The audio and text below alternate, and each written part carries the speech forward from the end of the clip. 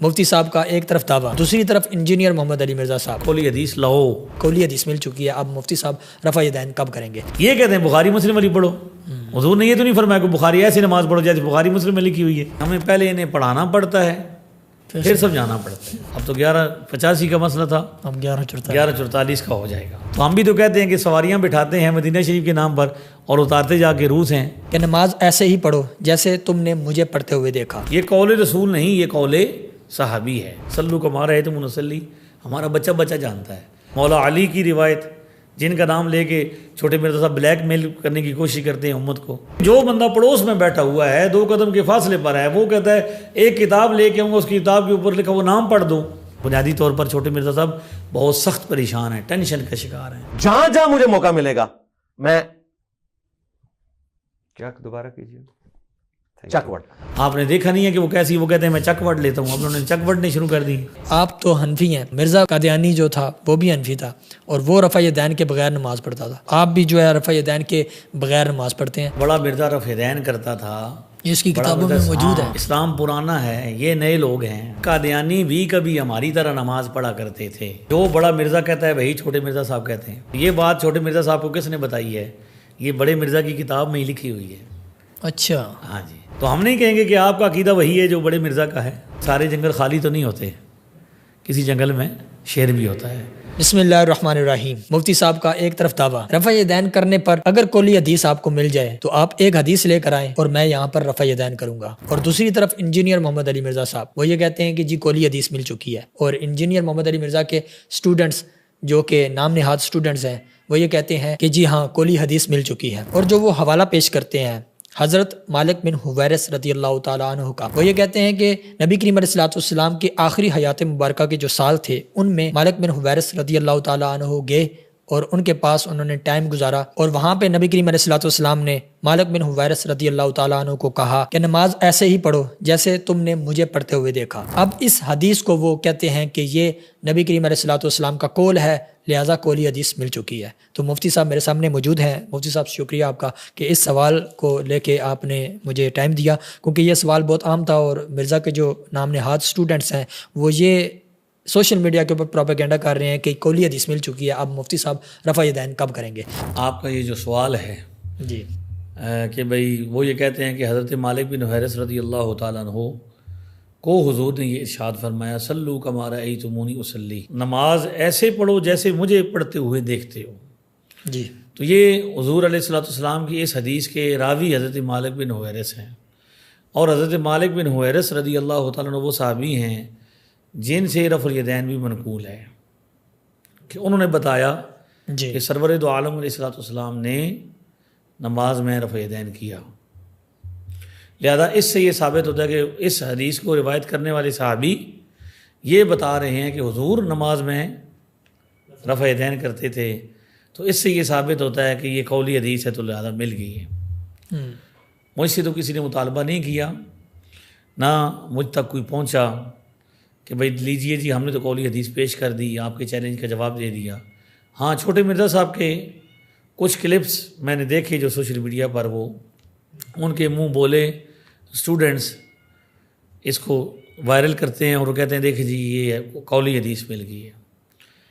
تو اس پر میں اتنا ہی کہوں گا کہ شاعر نے کہا تھا بہت شور سنتے تھے پہلو میں دل کا، بہت شور سنتے تھے پہلو میں دل کا، جو چیرا تو قطرہ خون بھی نہ نکلا. کہتے ہیں کہ دل ہوتا ہے اور دل دھڑکتا ہے، بڑا اس کا شور ہوتا ہے، لیکن جب دل کو اندر دیکھا جائے تو دل کے اندر تھوڑا سا خون، ایک قطرہ خون کا ہوتا ہے. تو یہ اتنا بڑا شور برپا تھا. آپ نے مجھے کہا کہ آپ مجھے اس بات کا جواب دیں، اور ان کے چھوٹے چھوٹے ساتھی جو ہیں وہ یہ کہتے ہیں. تو میں نے بھی سنا اس بات کو کہ بھائی ہاں جی دیکھیں جی چھوٹے مرزا صاحب نے قولی حدیث پیش کر دی ہے.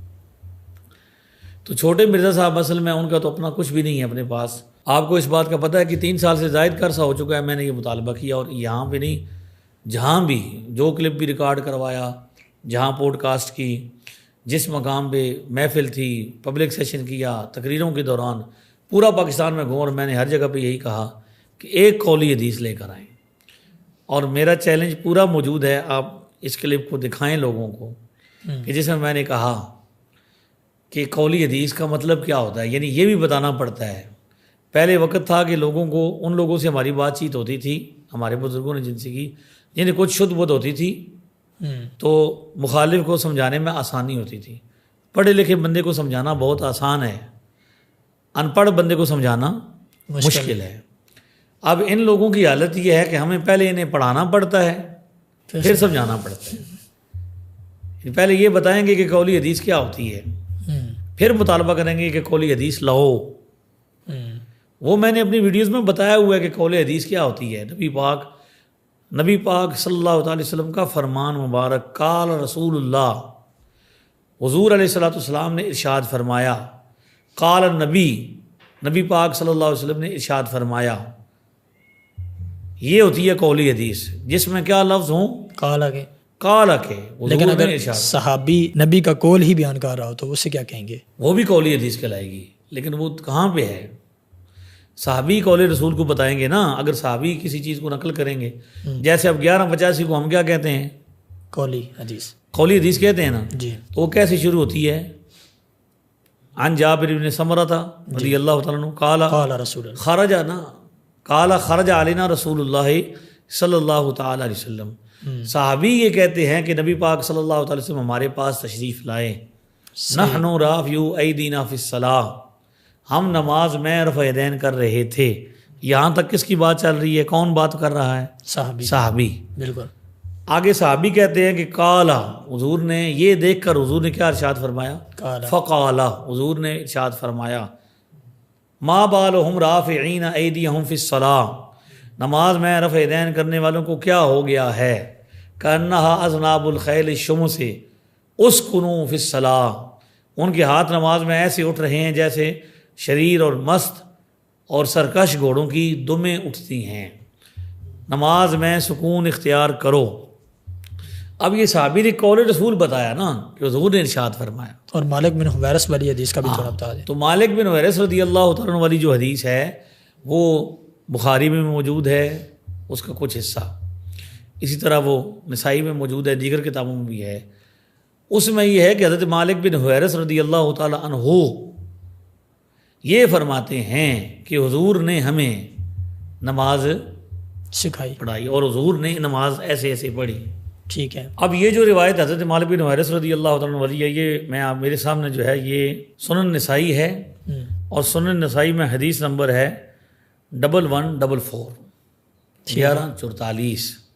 اب تو 1185 کا مسئلہ تھا، اب 1144 کا ہو جائے گا۔ اچھا۔ ان مالک بن حویرث ان نبی اللہ صلی اللہ علیہ وسلم کان اذا دخل فی الصلاۃ رفع یدیہ واذا رکع فعل مثل ذلك واذا رفع رأسه من الرکوع فعل مثل ذلك واذا رفع رأسه من السجود فعل مثل ذلك كله، یعنی رفع یدیہ۔ حضرت مالک بن حویرث رضی اللہ تعالیٰ عنہ سے روایت ہے کہ نبی اکرم صلی اللہ علیہ وسلم جب نماز شروع کرتے تو اپنے دونوں ہاتھ اٹھاتے، جب رکوع کرتے تو ایسا کرتے، اور جب رکوع سے سر اٹھاتے تو بھی ایسا کرتے، اور جب سجدہ سے سر اٹھاتے تو بھی ایسا ہی کرتے، یعنی اپنے دونوں ہاتھ اٹھاتے۔ اب آپ نے یہ روایت سنی جی۔ اس روایت میں حضرت مالک بن حویرث یہ فرما رہے ہیں کہ نبی پاک علیہ الصلوۃ والسلام جب نماز پڑھتے تھے تو نماز میں کیا کرتے تھے؟ رفع یدین کرتے تھے۔ صحابی نے حضور کا عمل بتایا، کیا بتایا؟ عمل۔ اسی طرح باقی صحابہ بھی ایسے کرتے ہیں، یعنی رفع الیدین کرنے کی روایتیں ہیں یا رفع الیدین نہ کرنے کی روایتیں ہیں، دونوں طرح کی روایتیں ہیں۔ اب صحابی رسول حضرت عبداللہ بن مسعود رضی اللہ تعالیٰ عنہ فرماتے ہیں کہ میں تمہیں وہ نماز پڑھ کے دکھاتا ہوں، جامع ترمذی 257، میں تمہیں وہ نماز پڑھ کے دکھاتا ہوں جو نبی پاک پڑھتے تھے، الا اصلی بکم صلاۃ رسول اللہ، میں تمہیں وہ نماز پڑھ کے دکھاتا ہوں۔ صحابی عمل بتا رہے ہیں۔ فصلی فلم یرفع یدیہ الا فی اول مرۃ، ابو داؤد میں روایت ہے 749، جس کے راوی حضرت براء بن عازب رضی اللہ تعالیٰ عنہ، وہ کہتے ہیں کان رسول اللہ صلی اللہ علیہ وسلم اذا افتتح الصلاۃ رفع یدیہ الی قریب من اذنیہ ثم لا یعود، جب نبی پاک صلی اللہ علیہ وسلم نماز پڑھتے تھے تو پہلی مرتبہ کانوں تک ہاتھ اٹھاتے تھے، دوبارہ نہیں اٹھاتے تھے۔ تو یہ بھی قولی ہوگی، کرنے اور نہ کرنے کے حوالے سے دونوں طرح کی روایتیں دونوں طرف ہیں، اور دونوں فعلی ہیں۔ یہاں پہ یہ دونوں طرف فعلی موجود ہیں کہ صحابی یہ بھی بتائیں گے کہ حضور کرتے تھے اور صحابی یہ بھی بتائیں گے کہ حضور نہیں کرتے تھے. یہ ہمارا مقدمہ ہے جو سمجھا نہیں گیا یا جان بوجھ کے سمجھنے کی کوشش نہیں کی جاتی. اچھا، مالک بن حویرث نے پہلے تو امر بیان کیا، اس کے بعد پھر جو سلو کما رہی اونی وہ پڑھا، تو اس میں اس کو کیا کہیں گے؟ میں یہی بتانا چاہ رہا ہوں کہ سب سے تو پہلے یہ سمجھیں گے کہ مالک بن حویرث رضی اللہ تعالیٰ نے حضور کا عمل بیان کیا. جی ٹھیک ہے. حضرت عبداللہ ابن عمر نے حضور کا عمل بیان کیا، سیدنا ابو ہریرہ نے عمل بیان کیا، حضرت عبداللہ ابن مسعود نے عمل بیان کیا، حضرت برا بن عازب رضی اللہ تعالیٰ نے حضور کا عمل بیان کیا.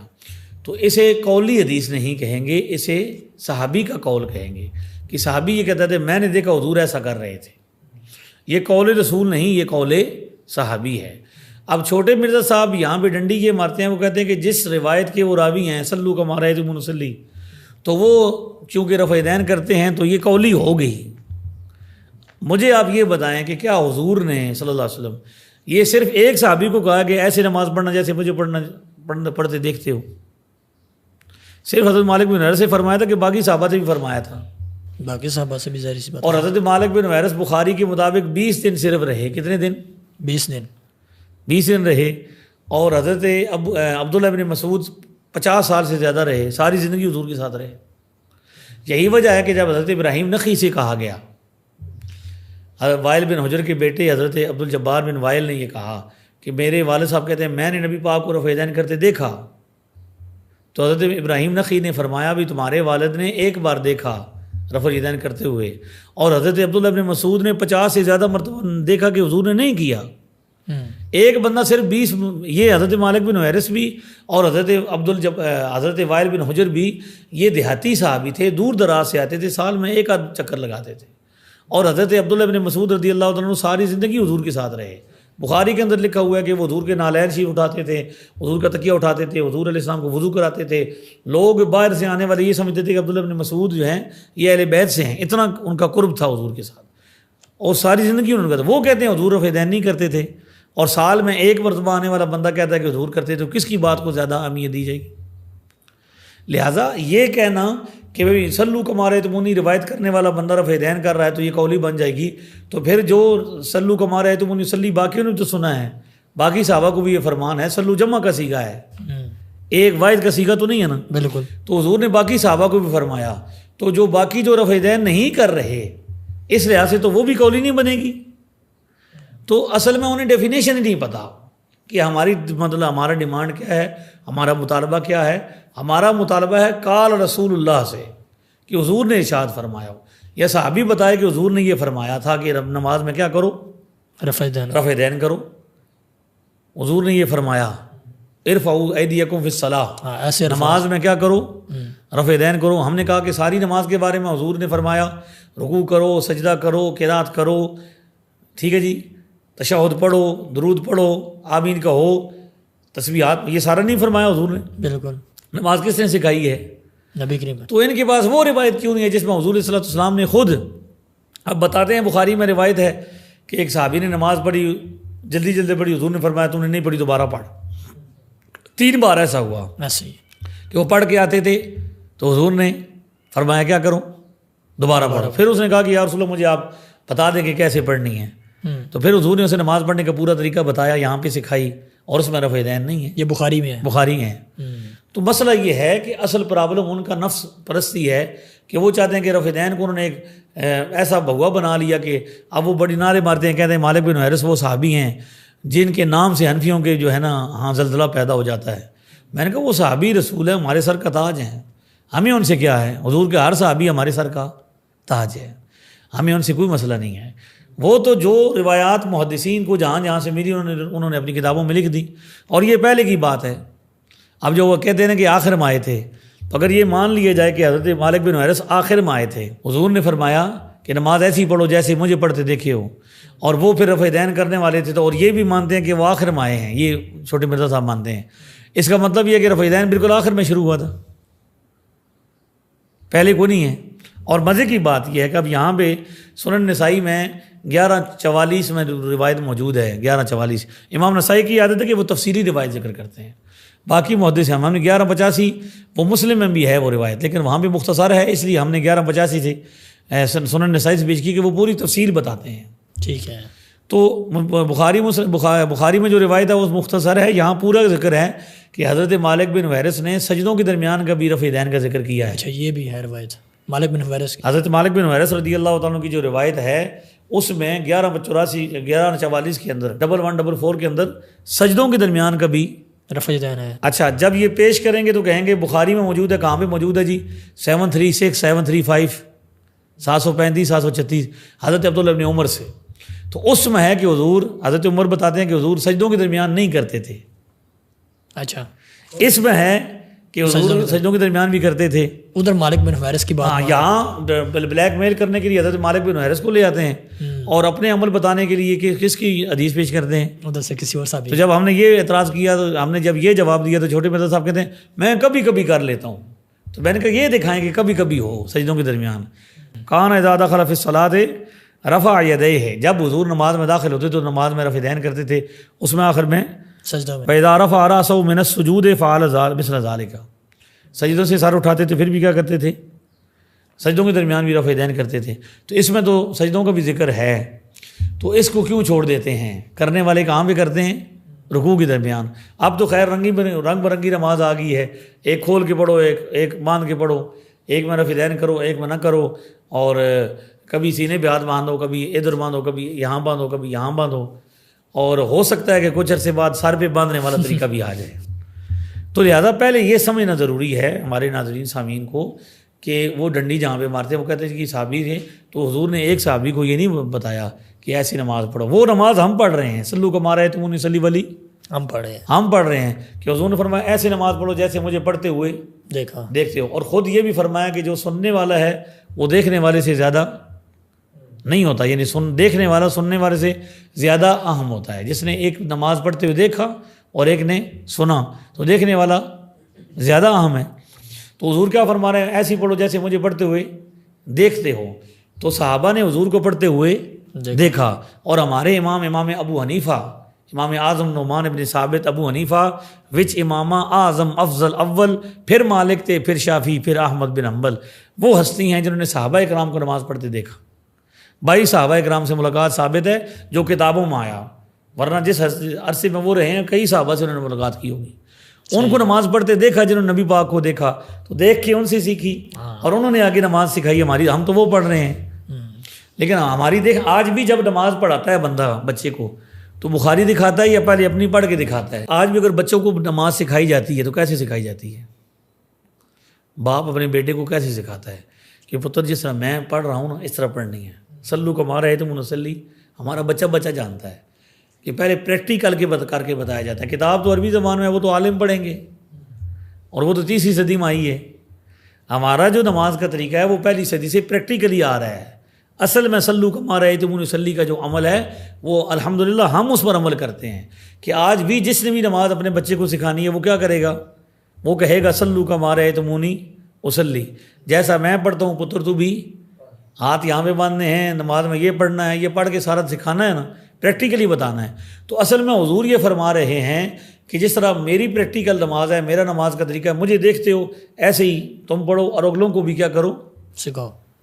یہ کہتے ہیں بخاری مسلم والی پڑھو. حضور نے یہ تو نہیں فرمایا کہ بخاری ایسی نماز پڑھو جیسے بخاری مسلم میں لکھی ہوئی ہے. جس میں اگر نماز پڑھنے کی بات ہے تو یہ بھی نہیں پتہ چلتا بخاری مسلم سے کہ ہاتھ کہاں پہ باندھنے ہیں. میں نے ایک بچے سے کہا، وہ کہتا ہے میں بخاری مسلم والی نماز پڑھتا ہوں. اچھا. میں نے کہا چلو مجھے بخاری اور مسلم سے صرف یہ دکھا دو کہ ہاتھ کہاں پہ باندھنے ہیں.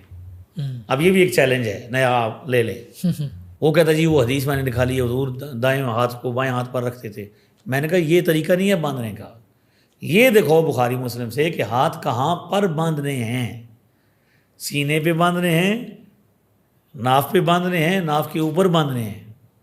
ہم تو دکھاتے ہیں ابو داؤد شریف سے 756 مولا علی کی روایت، جن کا نام لے کے چھوٹے مرزا صاحب بلیک میل کرنے کی کوشش کرتے ہیں امت کو. وہ فرماتے ہیں مولا علی السنت وضع الکف علی الکف فی الصلاۃ تحت السرۃ، نبی پاک کی سنت نماز میں ہاتھ کو ہاتھ پر رکھنا ناف کے نیچے. یہ پورا طریقہ ہے ہاتھ باندھنے کا، کہ صرف یہ نہیں بتایا کہ ہاتھ پر ہاتھ رکھتے تھے، یہ بھی بتایا کہ ناف کے نیچے رکھتے تھے. امام ترمذی نے 2 ہی طریقے لکھے ہیں، ناف کے نیچے اور ناف کے اوپر والا. تو وہ تو موجود ہے، لیکن سینے والا بخاری مسلم سے دکھائیں، بس وہ کھینچ تان کے جس طرح وہ انہوں نے کوئی بات کہیں کی بات کچھ کی، کہیں کی بات کچھ نتیجہ نکال کے لوگوں کو بات سمجھانے کی ناکام کوشش کرتے ہیں۔ تو حضور نے فرمایا کہ نماز ایسی پڑھو جیسے مجھے پڑھتے ہوئے دیکھتے ہو، تو وہ صرف اور صرف الحمدللہ ہم مسلمانوں کو جو پہلی صدی سے آ رہے ہیں ان کو ہے کہ پریکٹیکل حضور بتا رہے ہیں، اصل یہ جینون طریقہ ہے۔ سلو کما رہے تو منی صدی کا یہ مطلب تو نہیں ہے کہ بھائی کتاب سے دیکھ کے پڑھو، کتاب آئی 30 صدی میں، نماز ہے پہلی صدی کی، تو ہم بھی تو کہتے ہیں کہ سواریاں بٹھاتے ہیں مدینہ شریف کے نام پر اور اتارتے جا کے روس ہیں، سمجھ آ رہی ہے؟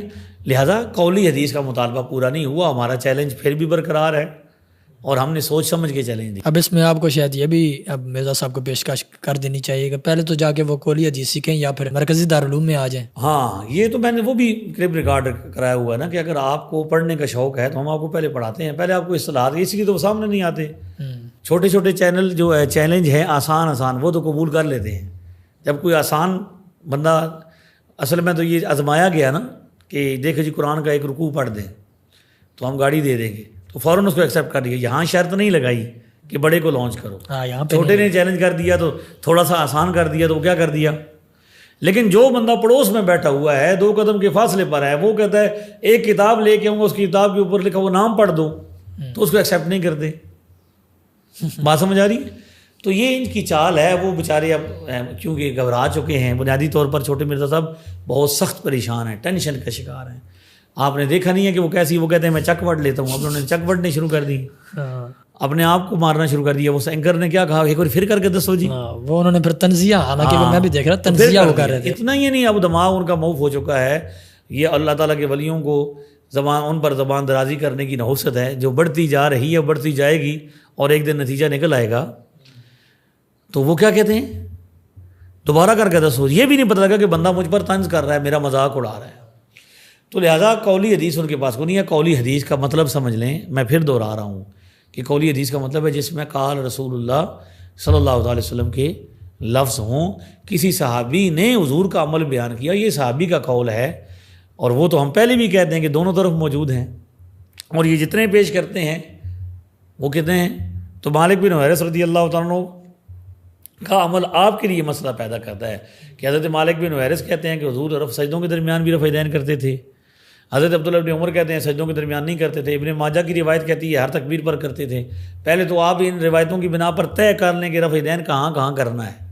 ہمارا تو ایک ہی موقف ہے کہ نماز کے اندر نہیں کرنا، شروع میں کرنا ہے اور نماز کے اندر نہیں کرنا، ٹھیک ہے؟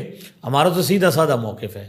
سجدوں کے درمیان رفع یدین کا ذکر ہے، ہر تکبیر پر رفع یدین کا ذکر ہے، اس روایت کو کیسے چھوڑتے ہیں؟ اس کی ناسخ لے کے آئیں کہ حضور نے ایک حدیث میں یہ فرمایا ہو کہ سجدوں کے درمیان نہ کرنا اور رکوع کے درمیان کر لینا۔ لہذا یہ چونکہ نفس پرستی ہے، اور چھوٹے مرزا صاحب نے رفع الیدین کو جو ہے وہ اسلام کو بنیادی مسئلہ بنا لیا اور سمجھا کہ میں نے بڑا تیر مار لیا ہے۔ لیکن یہ تو نہیں نا، بھی سارے جنگل خالی تو نہیں ہوتے، کسی جنگل میں شیر بھی ہوتا ہے۔ لہذا انہیں ہم نے چیلنج کیا، ہم نے ان کی ہر بات کا جواب دیا۔ اب ان کے پلے کچھ بھی نہیں رہ گیا، اب وہ نقلیں لگاتے ہیں، چنگے لگاتے ہیں، شور کرتے ہیں اور گالیاں دیتے ہیں، برا بھلا کہتے ہیں، اس کے سوا ان کے پاس کچھ نہیں ہے۔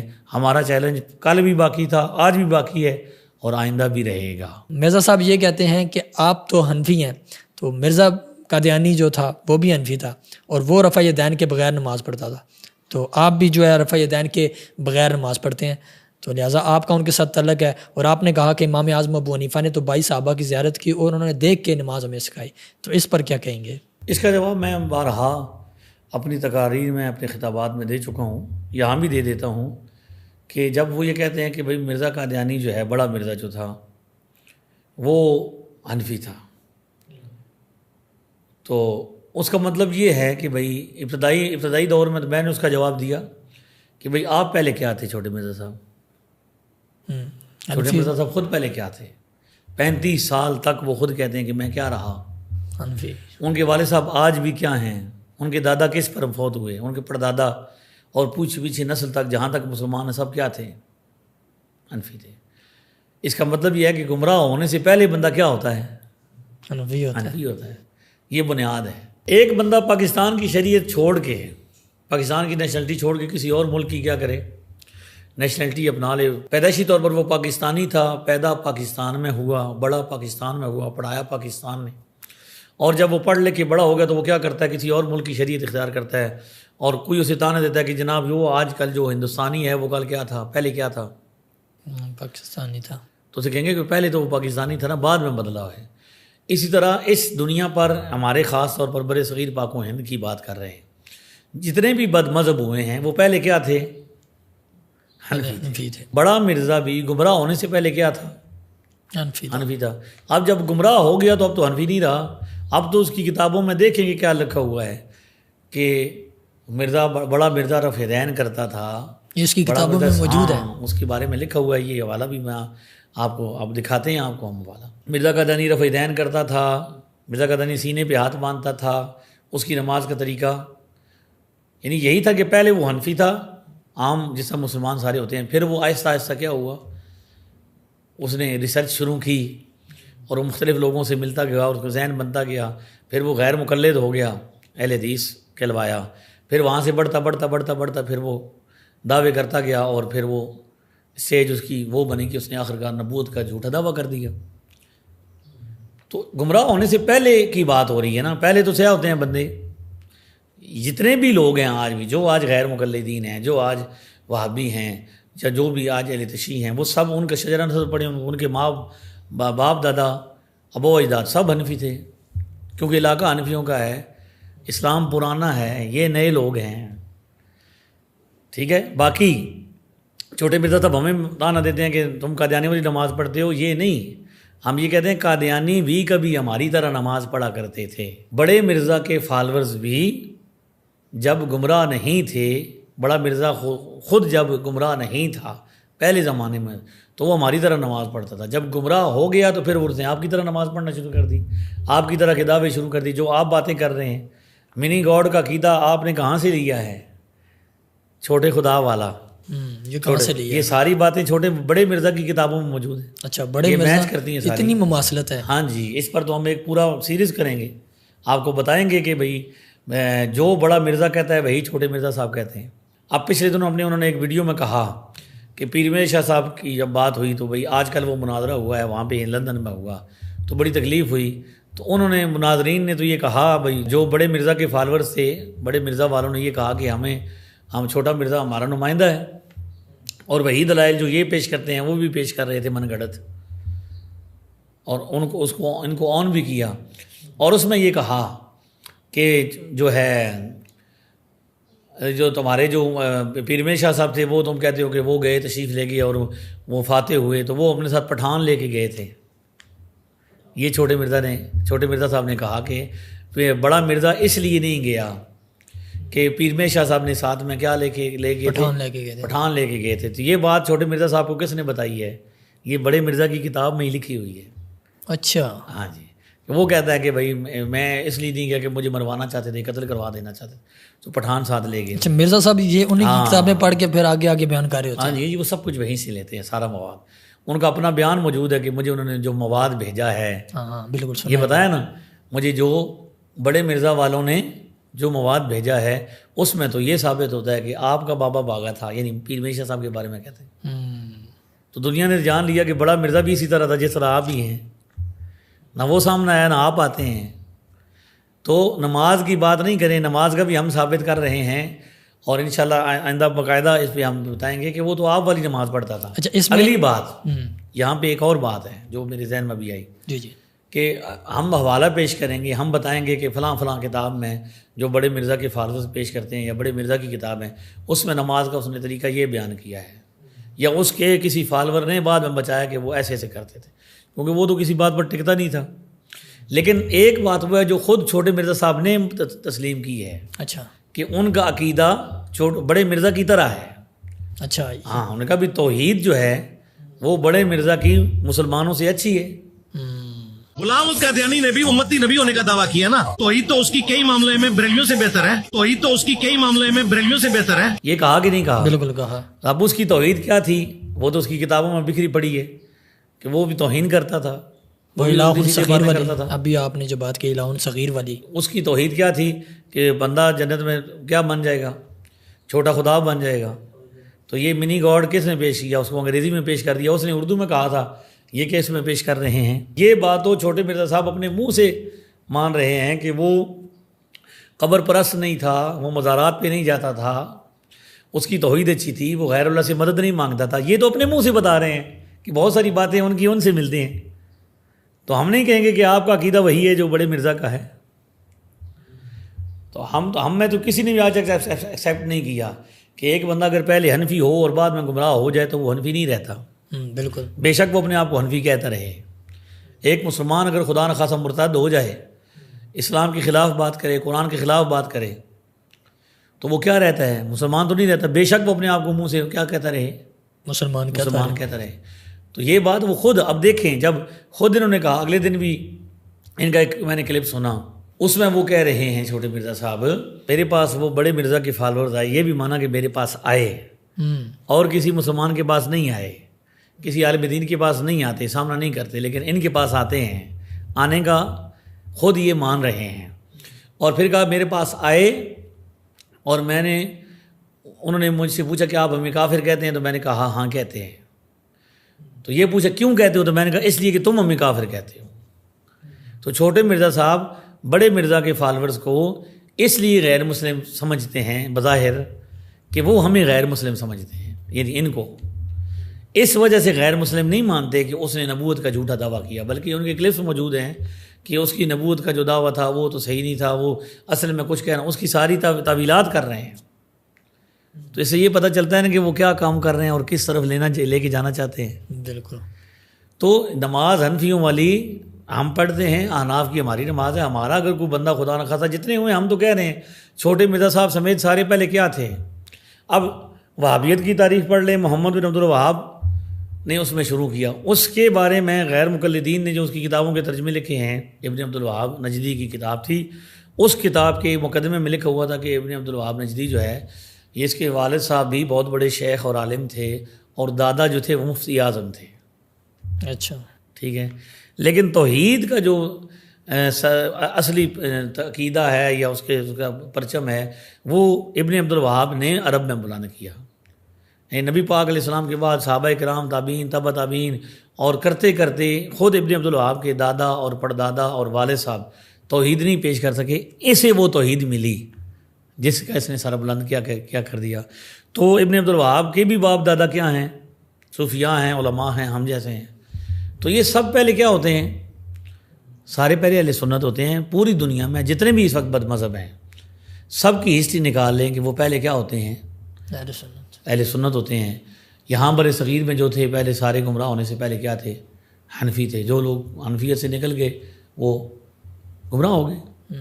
تو یہ بات ہم بھی سمجھتے ہیں کہ ابتدا میں سب آپ بھی چھوٹے مرزا صاحب اور چھوٹے مرزا صاحب کے جو چھوٹے چھوٹے ساتھی ہیں وہ بھی کوئی بندہ بتائے کہ میں پہلے حنفی نہیں تھا, یا میرا باپ آج بھی حنفی نہیں ہے, میرا دادا نہیں تھا. تو ان کے بغیر تو ان کا کوئی چیز, سارا اسلام پہنچانے والے, یہاں پہ اسلام کا تعارف کروانے والے, قرآن کا تعارف کروانے والے, حدیث لے کر آنے والے, حدیث پڑھانے والے, آج جن کتابوں کے بلبوتے پر یہ امت مسلمہ میں انتشار پیدا کرنے کی کوشش کر رہے ہیں, جن کتابوں کو سامنے رکھا ہوا ہے, یہ کتابیں بھی ہمارے بزرگ ہی لے کر آئے ہیں, ہم ہی لے کے آئے ہیں, حنفی ہی لے کے آئے ہیں, احناف نے ہی پڑھانا شروع کیا. اچھا, اس میں ایک بات کی وضاحت کر دیں. آپ نے کہا کہ مرزا قادیانی جو ہے نا وہ نماز رفع یدین کے ساتھ پڑھتا ہے, تو اگر وہ رفع یدین کے ساتھ پڑھتا ہے تو آج کا ان کا خلیفہ یہ ویڈیو کے اندر کہہ رہا ہے کہ ہم تو امام اعظم ابو حنیفہ کی تقلید کرتے ہیں, تو اس پر کیا کہیں گے؟ وہ یہ نہیں کہہ رہا, میں نے آپ کو بتایا نا کہ بھائی بڑا مرزا جو تھا وہ چھوٹے مرزا صاحب کی ہی طرح اس کے معاملات تھے. اب جب جو چھوٹے مرزا صاحب ہیں وہ کبھی کچھ کہتے ہیں کبھی کچھ کہتے ہیں. اب نماز کے حوالے سے ان کی کتنی رائے ہیں چھوٹے مرزا صاحب کی. پہلے کہتے تھے کہ رفع یدین والی نماز بالکل جو اہل حدیث پڑھتے ہیں وہ صحیح سنت کے مطابق ہے. پھر کچھ عرصے بعد ہاتھ کھولنا شروع کر دیے.